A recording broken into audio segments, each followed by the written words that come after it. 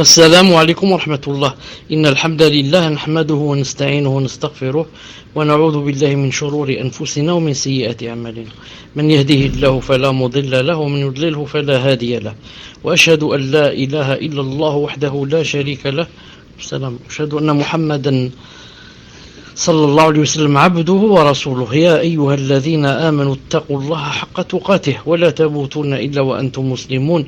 يا أيها الناس اتقوا ربكم الذي خلقكم من نفس واحدة وخلق منها زوجها وبث منهما رجالا كثيرا ونساء واتقوا الله الذي تساءلون به يصلح لكم أعمالكم ويغفر لكم ذنوبكم ومن يطع الله ورسوله فقد فاز فوزا عظيما.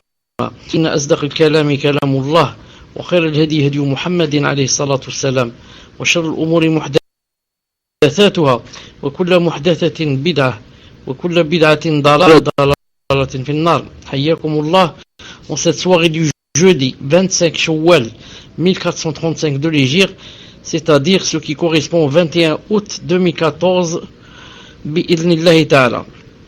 Nous continuons toujours avec les questions-réponses, ou plutôt les questions qui ont été posées à Cheikh Al-Albani alayhi rahmatullah. La question numéro 43. On dit le hadith affirmant que dans la tombe le mécréant est supplicié et que les anges le frappent, est-il applicable aux musulmans désobéissants? Le hadith affirmant que dans la tombe le mécréant est supplicié, c'est-à-dire châtié, et que les anges le frappent, est-il applicable aux musulmans désobéissants? Réponse.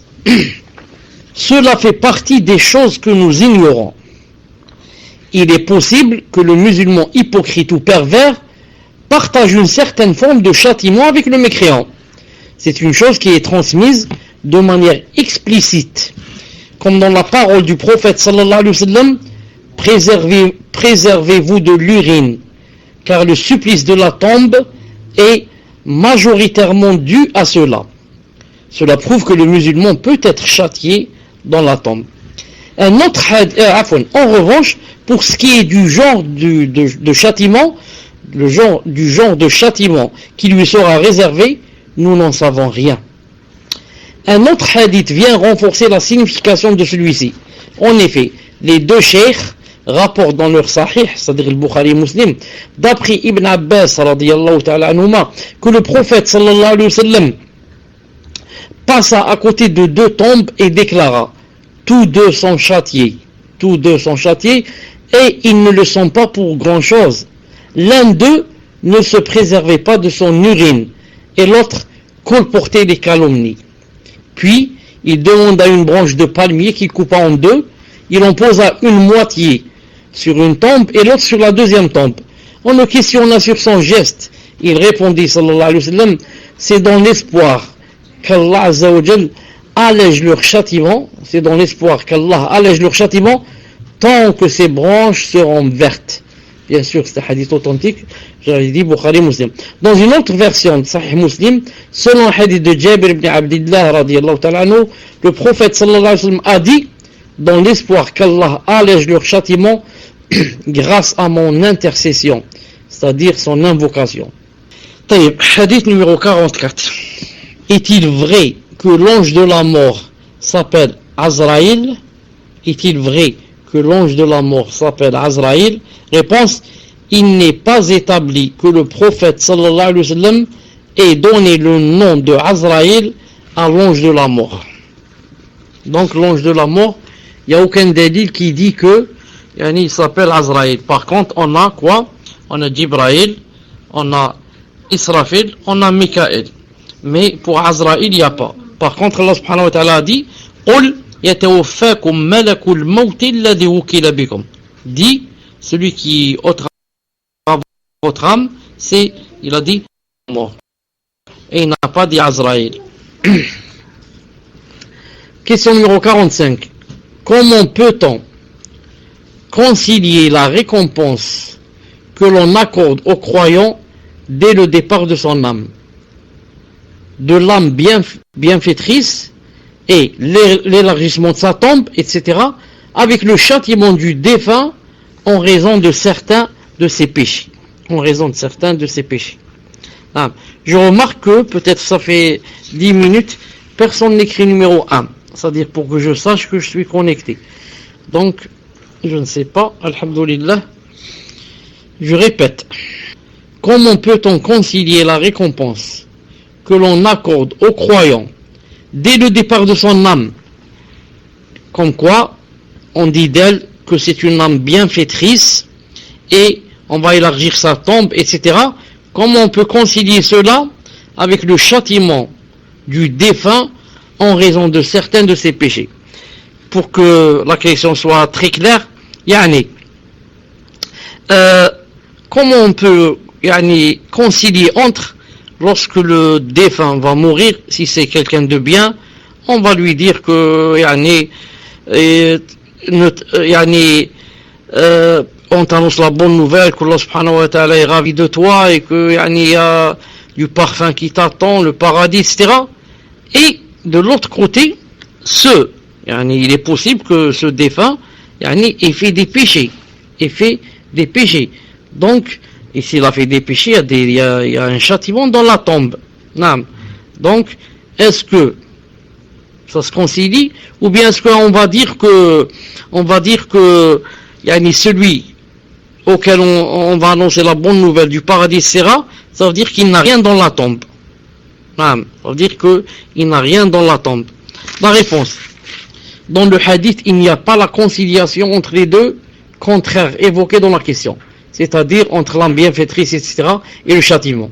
Il n'est pas dit que l'âme de celui qui est torturé, à l'instar que ce qui est dans le hadith, préservez-vous de l'urine, car le châtiment de la tombe est majoritairement dû à cela, sera enveloppé dans la soie, etc. Il n'y a pas ça. Il n'est pas cité que c'est la même personne. D'un côté, on va lui annoncer la bonne nouvelle, de l'autre, elle sera torturée à cause de l'urine. Cheikh Al-Albani a dit, le hadith ne parle pas de la même personne, c'est pas le même hadith. Il a dit, tout ceci, c'est du domaine de l'invisible, le ghaib. Il ne nous appartient donc pas de nous étaler sur ce sujet, car cela concerne la foi et non les règles juridiques. Non, il y a des questions auxquelles, tant qu'il n'y a pas de réponse dans le hadith et le Coran, on ne peut pas répondre. Numéro 46. Les prophètes peuvent-ils commettre de petits péchés? Les prophètes, est-ce qu'ils font des petits péchés? Réponse: avant d'y répondre directement, je pense que cette question est, comme on dit de nos jours, hors sujet. En effet, elle ne concerne ni notre voie, ni la réforme de nos croyances et de nos œuvres.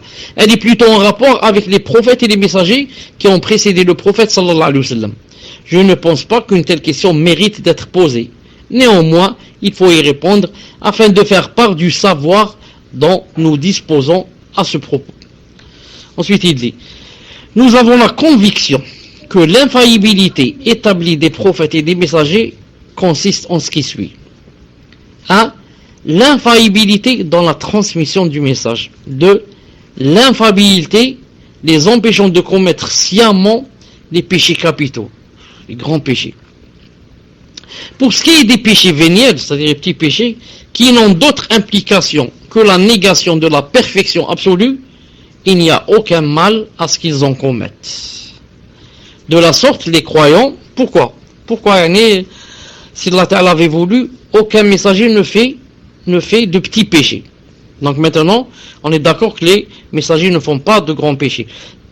Maintenant, pour les petits péchés, Cheikh dit, rahimahullah, que ils peuvent en faire, les messagers peuvent en faire, et c'est l'avis le plus juste, Inch'Allah Ta'ala. Maintenant, si Allah Ta'ala avait voulu, il n'aurait pas fait aussi les petits péchés. Maintenant, par exemple, pourquoi Allah Ta'ala les laisse faire les petits péchés, par exemple? Le Cheikh répond, il dit, de la sorte, les croyants continueront d'avoir la conviction dans leur cœur que la perfection absolue appartient uniquement à Allah Azza wa Jal, Seigneur des mondes, seul et sans associé. Maintenant, quand tu vois toi qu'un messager peut faire un petit péché, donc tu as dans le cœur que l'infaillibilité et la perfection absolue, la perfection absolue appartient seulement à Allah subhanahu wa ta'ala. Mais toute personne a des défauts, il peut faire des péchés, ne serait-ce que des petits péchés. Comme dans le hadith, Kullu bani Adam khata wa khayrul khata'in tawwabun. Tous les enfants de Adam font les fautes. Khata, font des péchés. Et les meilleurs des pécheurs, ce sont ceux qui font la tauba. Mais j'aimerais dire aussi, ajouter une chose ici, que jamais de la vie, un messager ne fait un petit péché, et Allah Ta'ala le laisse sur le petit péché, mais à chaque fois qu'il fait un petit péché, Allah Subhanahu wa Ta'ala,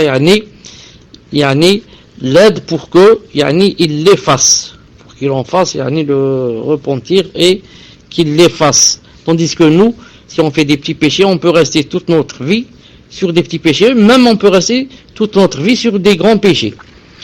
Le cheikh dit, le Coran regorge, barakallahu fik, voilà le hadith.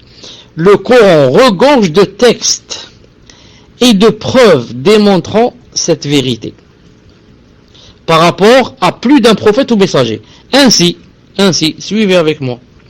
Ainsi, dans l'histoire de Adam, alayhi salatu salam, Adam, le Seigneur des mondes rappelle qu'il a interdit à ce dernier de consommer le fruit d'un certain arbre en disant Adam désobéit ainsi à son Seigneur et il s'égara.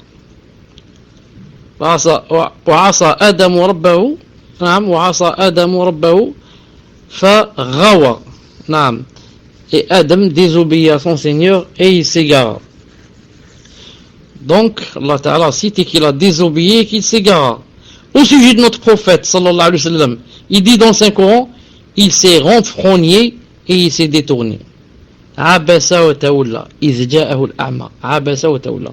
Il s'est renfrogné et il s'est détourné. Et dans un autre verset, qu'Allah te pardonne, pourquoi leur as-tu donné permission? Afallahu anka lima adhinta lahum. Qu'Allah te pardonne. Qu'Allah te pardonne, ça veut dire que il fallait pas faire cette chose. Qu'Allah te pardonne. Pourquoi tu leur as donné la permission?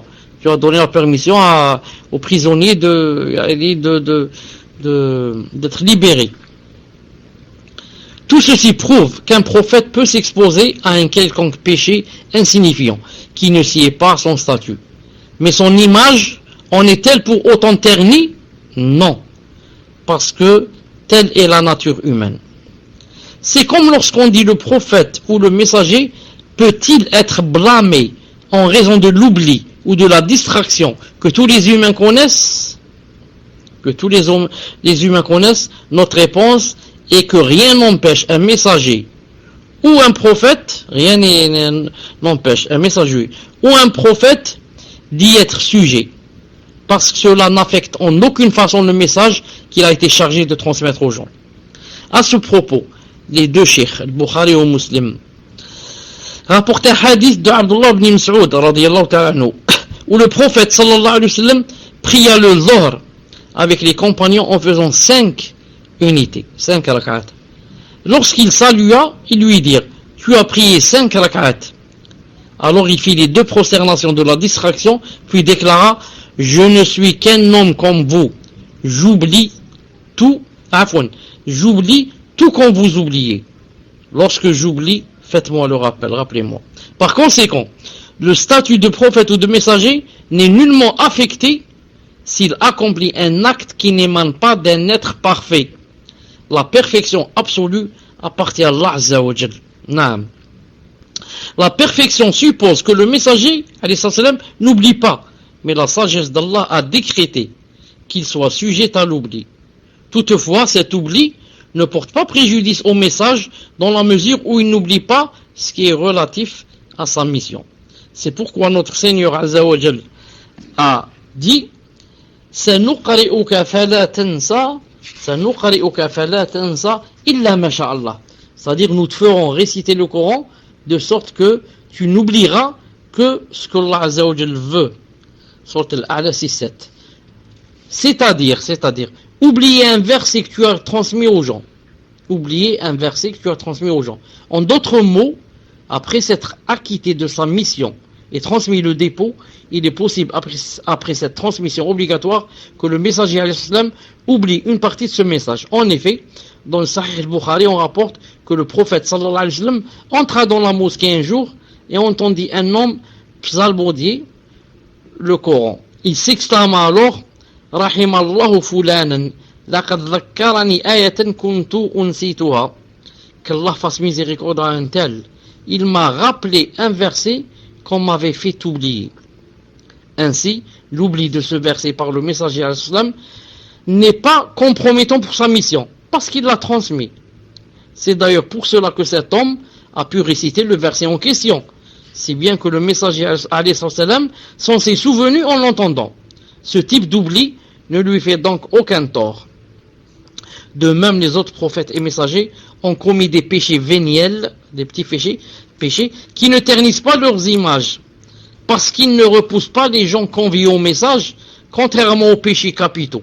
C'est la raison pour laquelle ils sont préservés de ces derniers et non des premiers. Naam, pourquoi aussi les messagers ne font pas les grands péchés?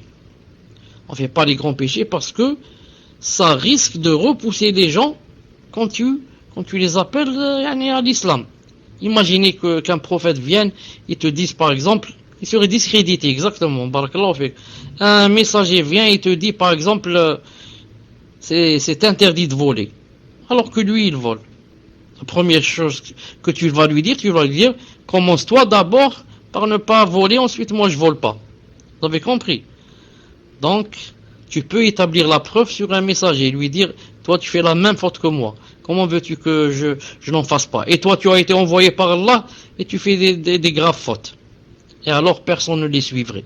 Alors Allah Ta'ala, alhamdulillah, les a rendus infaillibles dans ce domaine. C'est-à-dire qu'ils ne font pas les grands péchés, alhamdulillah, pour que les gens acceptent, incha'Allah Ta'ala, leur message.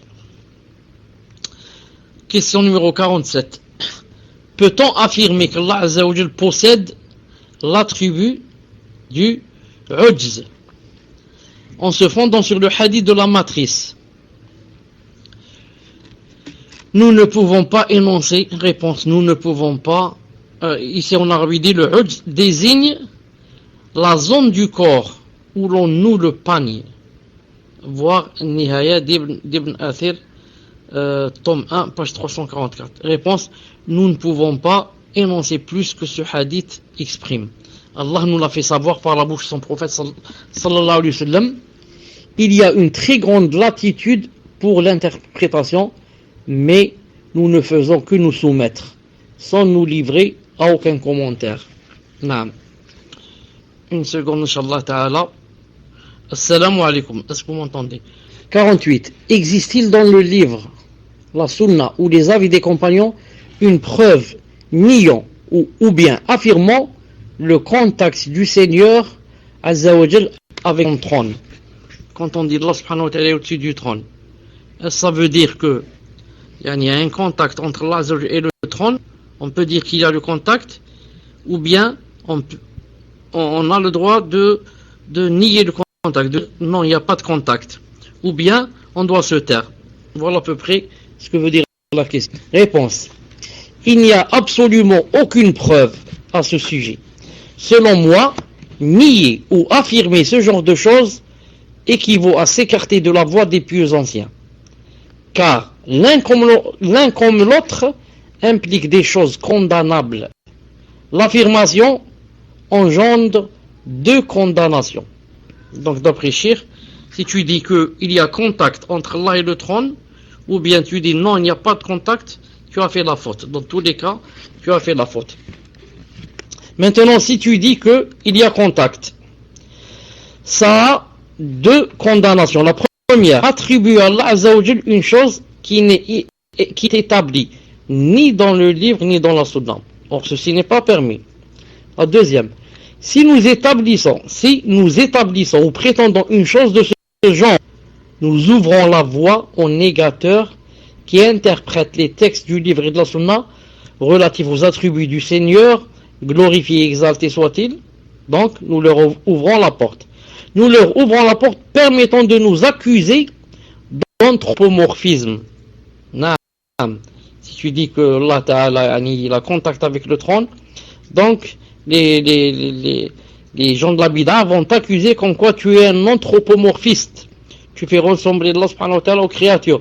Parce qu'ils accordent à ces affirmations une interprétation littérale, soutenue par certains de nos devanciers qui sied à l'être humain et non à Allah Azza wa Jal. Par conséquent, il n'est pas permis d'avancer de telles. De même, il est interdit de les réfuter. Parce que, quand tu vas dire non, il n'y a pas de contact avec le trône, parce que cette négation pourrait nous conduire à désavouer ce que soutiennent le livre et la sunna. Citons par exemple, à titre d'exemple, Allah Ta'ala n'est pas à l'intérieur des créatures. Ça, Allah Ta'ala n'est pas à l'intérieur des créatures. Il y a les créatures, la création et Allah. Ça, Allah, il y a le monde. Allah Ta'ala n'est pas dans le monde, pas à l'intérieur. En d'autres termes, contrairement à ce que soutiennent les négateurs d'un côté et les tenants de l'unicité de l'existence, comme Ibn Arabi, Tilimsani, Ibn Farid et ceux-là, qu'Allah Ta'ala nous préserve d'eux, Allah Ta'ala n'est pas partout. Allah Ta'ala n'est pas partout. Il n'est pas présent en chaque créature selon la prétention des soufis extrémistes qui professent un tel égarement. Un des leurs proclame dans une poésie que je n'ai pas en tête à l'instant, il dit « L'exemple du Seigneur des mondes et de ses créatures est à l'image de l'eau et de la neige. Peut-on séparer l'eau de la neige lorsqu'elle est neige? Car la neige c'est quoi? C'est de l'eau qui est devenue de la neige. Et maintenant que tu as un fond de neige, est-ce que tu peux en faire sortir l'eau? Non? Bien sûr que non. Bien sûr, si on va par exemple chauffer ou bouillir. De même pour eux, le Seigneur des mondes, le Seigneur des mondes est à l'intérieur des créatures, mais il est bien au-dessus de ce que prétendent les injustes. Cheikh dit, la croyance salafi stipule qu'Allah se passe largement des mondes. Il n'a ni besoin du trône, ni de s'asseoir dessus, ni d'en prendre possession. Un savant maturidite modéré a ouvertement professé cette croyance. Je dis bien modéré parce que les maturidites comme les ash'arites contredisent en de nombreux points le dogme des pieux anciens, des salafs.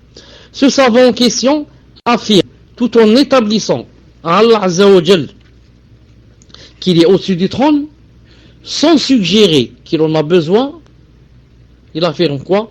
Le Seigneur du trône est au-dessus du trône, sans que l'on décrive comment il en prend possession, ni comment il est en contact avec lui. En effet, si on se lance dans une telle description, cela voudra dire qu'il a besoin du trône. Or, Allah était sans qu'il y ait autre chose avec lui, selon ce que nous apprend le hadith de Imran ibn Hussein, hadith dans le Bukhari. Ensuite, il a créé Allah Ta'ala, ensuite, il était donc tout seul, rien avec lui. Ensuite, il a créé le trône et les cieux, comme le souligne clairement la Sunna. En somme, il n'y a rien dans le livre ou la Sunna qui affirme ou nie ce qui est mentionné dans la question. Par conséquent, nous ne l'affirmons pas ni ne la contestons. Question numéro 49. Dans Al-Wabil As-Sayyib, Ibn Qayyim affirme que le feu des monothéistes désobéissants, s'éteindra, tandis que celui des polythéistes subsistera. Aurait-il deux avis sur la question? Cheikh Al-Albani rahimahullah. Oui, c'est un point que j'ai détaillé dans ma préface au livre Raf' al-Astar an Butlan Qawl Man Qala Bifana al-Nar. Dans Hadi al-Arwah, suite le Cheikh dit, dans Hadi al-Arwah ila Bilad al-Afrah, il traite de la question de manière circonstanciée. Lui-même, ainsi que le cheikh de l'islam Ibn Taymiyyah, nous en avons diffusé quelques copies, affirme que l'enfer finira de manière absolue. Mais dans l'ouvrage précité, il semblerait que Ibn al-Qayyim rahmatullah, revienne à une croyance plus saine à ce sujet. Le feu des polythéistes ne s'éteindra pas, parce qu'Allah Ta'ala a dit, toutes les fois qu'ils voudront en sortir, ils y seront amenés. Ainsi, l'enfer des polythéistes et leur châtiment dureront éternellement. Comme a dit Ta'ala, c'est-à-dire toutes les fois qu'ils voudront sortir, ils y seront amenés. Donc, le cheikh dit, l'enfer des polythéistes dureront éternellement. Ils n'auront aucune fin. Ces propos ne devraient pas induire en erreur les musulmans qui ont de la considération pour la science de Cheikh Ibn Taymiyyah et Ibn Qayyim al-Jawziyya, surtout lorsque nous avons trouvé ces lignes qui dissipent l'équivoque, selon laquelle il fait une distinction entre le feu des désobéissants et le feu des polythéistes. Le premier, le feu des désobéissants, c'est-à-dire des musulmans désobéissants. Le premier a une fin. Ce feu a une fin. Tandis que le second subsistera, tout comme la félicité des croyants. Alors quelqu'un dit, dans ce cas, est-il vrai que le feu des monothéistes désobéissants est voué à disparaître? Cher, oui, nécessairement. Parce que aucun monothéiste ne demeurera éternellement en enfer. Voilà, Inch'Allah Ta'ala, puis idni Rabbi Azza wa Jal pour aujourd'hui. Inch'Allah Ta'ala, on se suffit et on va passer, Inch'Allah Ta'ala, aux questions-réponses dans une minute ou deux, Inch'Allah Ta'ala. Subhanak Allahumma wa bihamdik, ashhadu an la ilaha illa ant, astaghfiruka wa atubu ilayk. Une petite remarque. Tout à l'heure, quand on avait parlé du Hujj de Allah subhanahu wa ta'ala, et on avait dit que c'était une partie, c'est là où on noue le pagne, etc., du côté des hanches. Est-ce que Allah ta'ala avait cela? Je ne sais pas si j'ai prononcé Hujz ou bien Hujz, je ne sais pas. Mais la vraie prononciation c'est Hujz. Donc maintenant je me dis, peut-être j'ai pas dit Hujz, peut-être j'ai dit Hujz avec A. Wallahu. Donc, subhanak Allahumma bihamdik, ashhadu an la ilaha illa ant, astaghfiruka wa atubu ilayk. Tout à l'heure, Inch'Allah Ta'ala, 2 ou 3 minutes. Rahmatullah, est-ce que vous êtes prêts? D'accord, une seconde que je me connecte sur mon programme Al-Manara. Une seconde, Inch'Allah Ta'ala. Alhamdulillah.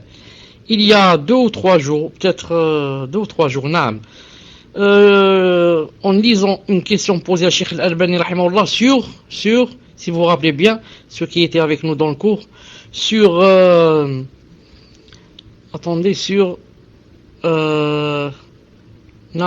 quelqu'un qui fait du shirk, par exemple, est-ce qu'on dit de lui il est mouchrik, ou on ne dit pas jusqu'à établir la preuve?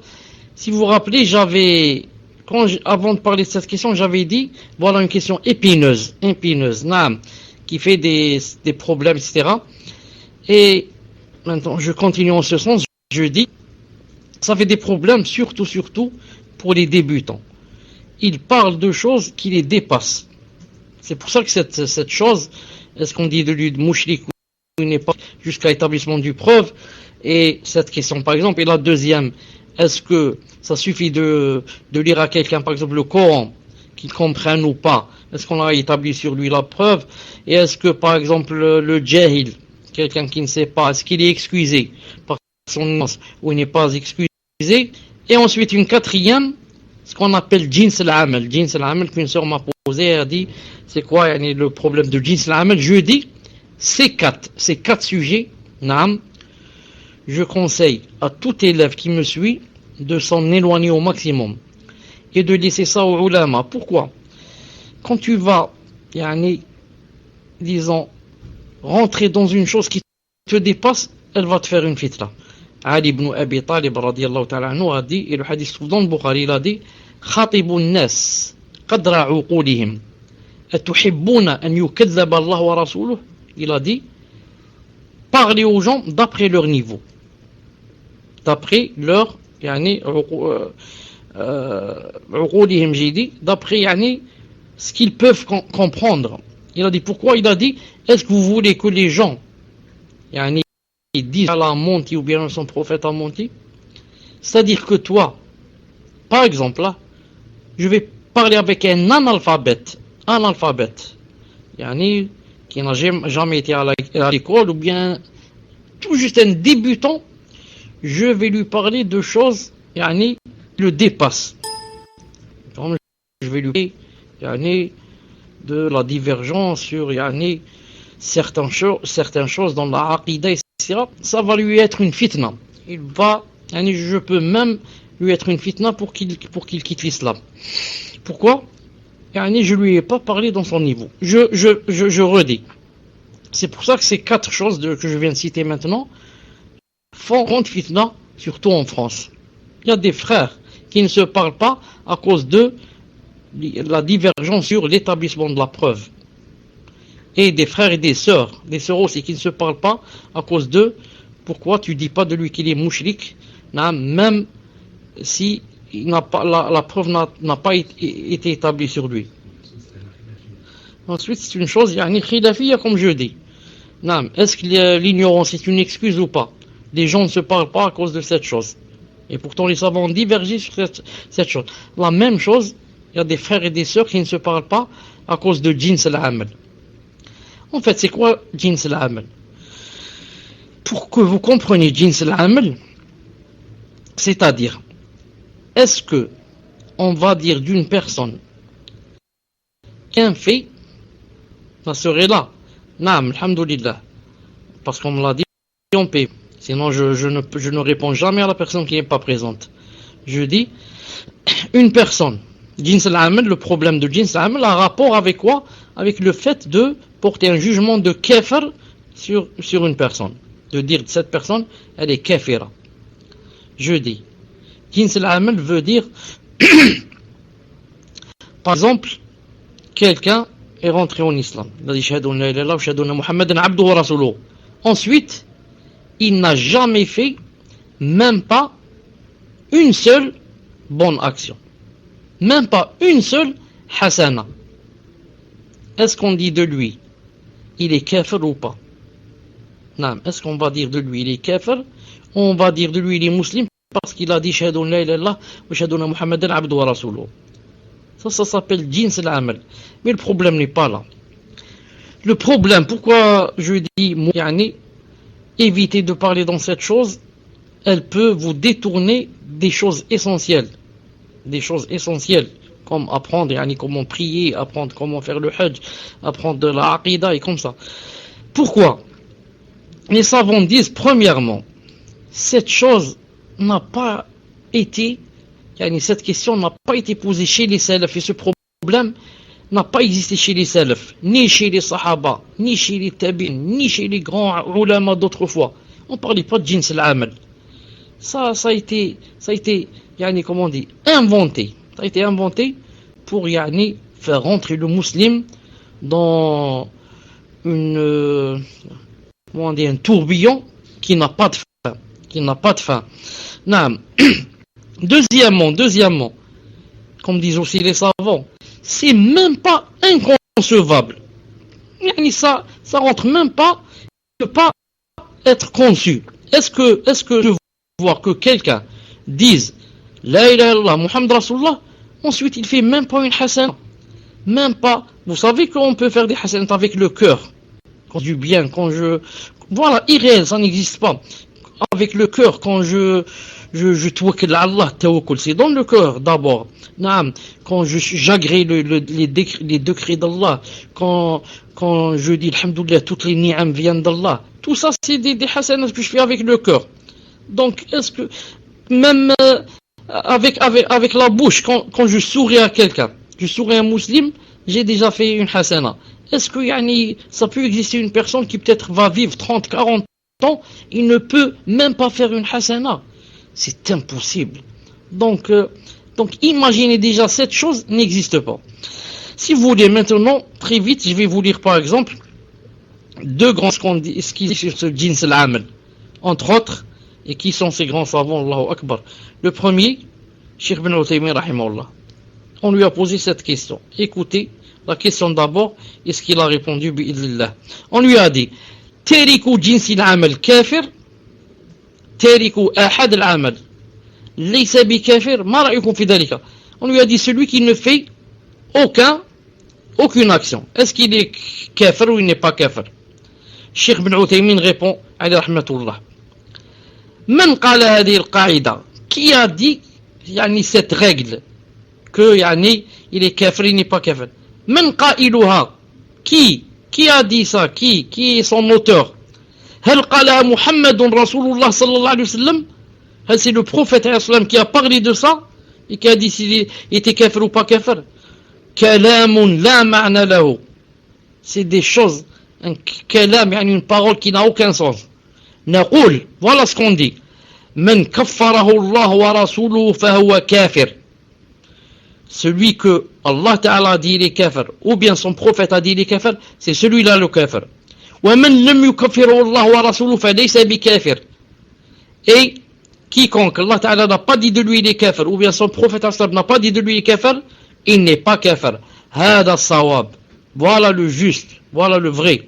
أما جنس العمل, quant à parler de جنس العمل أو نوع العمل ou bien la qualité يعني des actions أو أحد العمل ou bien faire une chose, une seule chose, une حسنة كده, فهذا كله طنطنة لا فائدة منها. Tout ça c'est une, comme on dit يعني une cassette qui n'en finit pas, qui part dans le vide et qui n'a aucune faïda à parler en cela. Naam. On a pas Cheikh Rabi' hafidahullah ta'ala, lui aussi, quand il a vu que les gens commençaient à dévier en parlant de cette chose qui est irréelle, inconcevable et qui ne rapporte aucun fruit, il a écrit comme un milf, une petite épître comme ça. Je vais vous lire quelque chose de ce qu'il a écrit. Il a dit il a dit des gens qui se sont cachés derrière la salafiyya, il a dit ont propagé, ont avalé cette chose, cette polémique de Jins al-Amal, et ensuite l'ont propagé. Ensuite il a dit وأدركت دندنة هؤلاء حول إنكار أحاديث الشفاعة, et ceux-là qui disent Jins al-Amal, celui qui n'a pas Jins al-Amal il est kafir, il a dit ceux-là j'ai pu billah ta'ala établir la preuve sur eux lorsque j'ai parlé de les hadiths de l'intercession, le hadith d'Abi Sa'id Khudri. Il a dit j'aime pas parler, فكنت أكره الحديث عنه, j'aime pas parler sur Jins al-Amal. Il a dit comme ça, j'aime pas parler sur Jins al-Amal ou al-khawd fi, de m'y étaler sur ce sujet. لا سيما وكثير ممن يردده لا يفهم معناه. Surtout que beaucoup de gens qui parlent sur Jins al-Amal ne comprennent même pas ce que ça veut dire Jins al-Amal. وكثير ممن يعرض عليهم من أذكياء حملة العلم يشتبه عليهم. Il a dit même des gens qui sont connus pour être très intelligents parmi ceux qui demandent la science, et ont des difficultés et des ambiguïtés dans Jins al-Amal. حتى قال لي بعض المدرسين الجامعيين الأذكياء قبل أيام, au point où l'un des enseignants à la fac, al-Adkiya, parmi les intelligents, il y a quelques jours il m'a dit أنا لا أدري ما المراد من جنس العمل إلى الآن. سبحان الله العظيم. Il dit un des enseignants à la fac, parmi les enseignants intelligents, il enseigne la charia bien sûr, il m'a dit jusqu'à présent je ne sais pas qu'est-ce que ça veut dire ce problème de جنس العمل. بعض الناس فأنهاه عن الخوض فيه, et de temps en temps très très rarement me parle de ce جنس العمل, je leur interdis, je lui interdis de parler dans cette chose. فإذا ألح, mais s'il insiste, اعترضت ببعض أحاديث الشفاعة. Alors maintenant s'il insiste, je lui cite le hadith de Abi Sa'id al-Khudri dans l'intercession où le prophète a dit que Allah Ta'ala va faire sortir de l'enfer من عنده أدنى من مثقال ذرة. Allah Ta'ala va faire sortir de l'enfer celui qui a moins ou alors le plus bas d'un atome de foi. Et celui-là, Allah Ta'ala va le faire sortir de l'enfer. Et un peu plus bas, Cheikh Rabbi Hafidullah dit, un peu plus bas, bien sûr, c'est long, il a dit, إنها مسألة غير عملية. Il a dit, même ce jins l'amal, si on va aller maintenant à l'application, il a dit, ça n'existe pas. لا يمكن أن يقال, car c'est impossible de dire, إن هناك زيدا, il y a une personne, زيدا من الناس, يشهد أن لا إله إلا الله, il atteste, لا إله إلا الله, وأنا محمد رسول الله, ولم يعمل بعدها خيرا قط. Ensuite, il ne fait jamais une bonne action. Il a dit فإن هذا النفي المطلق لا يمكن لأحد إلا الله أن يحيط به. Il a dit ça, c'est impossible. Seul Allah subhanahu wa ta'ala peut connaître une chose pareille. Comment une personne qui dit la ilaha Muhammad Rasulullah, il va vivre je ne sais pas combien d'années, ensuite il ne va faire aucune lahor. C'est impossible de parler sur jins l'amal. Comme ça il dit, c'est impossible, il faut éviter ça. Donc voilà, Inch'Allah ta'ala, ce que je dis à cette sœur et à tous ceux qui m'entendent, bi'idhnillah ta'ala. Tu peux dire au chef, stop, s'il te plaît, que je m'excuse, je voulais pas poser cette chose, mais je voulais justement savoir si c'était une intermission, alhamdoulilah. Naam, alhamdoulilah, je dis pas que cette sœur veut propager. Non, cette sœur miskina, peut-être qu'elle a lu sur internet ou quelque part, des gens parlaient de jins l'amal, et elle a dit, c'est quoi ce jins l'amal, j'ai pas compris. Donc elle a voulu me demander. Donc moi, je profite, puisqu'elle a posé cette question, de parler à tous ceux qui sont en train de m'entendre, d'éviter de dire les grands savants de l'islam, le smahli, moi je vais apprendre ma aqida, je vais apprendre le Coran, je ne connais rien, sauf quelques versets, je vais apprendre, et je ne connais pas des hadiths. J'ai essayé d'apprendre une partie de Sahih Bukhari, et toi reste à parler dans Jins al-Amal, et fais des polémiques sur Jins al-Amal, et l'établissement de la preuve, et l'ignorance, est-ce qu'elle est une excuse, et reste comme ça du matin au soir, en train de faire les gens, et même de quoi, si c'était seulement un débat scientifique, mais les frères et les sœurs qui n'ont pas le niveau, qu'est-ce qu'ils vont faire? Ils vont se quitter, se séparer, et ne plus se parler à cause de ce problème. On va dire, tu vois, moi je lui dis que Jins Islam, que c'est une preuve et qu'il faut cela et m'écouter. Alors celui-là c'est un mubtadi', on lui parler. Allez, on va plus lui parler, et il se quitte comme ça, et le shaitan devient content, il va danser. Le shaitan va danser, il dit, enfin j'ai pu les séparer, voilà, j'ai pu les séparer pour une chose qui n'existe même pas, et qui comme a dit Cheikh Rabi', ce n'est même pas amali, ça s'applique même pas. Voilà, Inch'Allah ta'ala, donc c'était pour commencer, bi'idhnillah subhanahu wa ta'ala.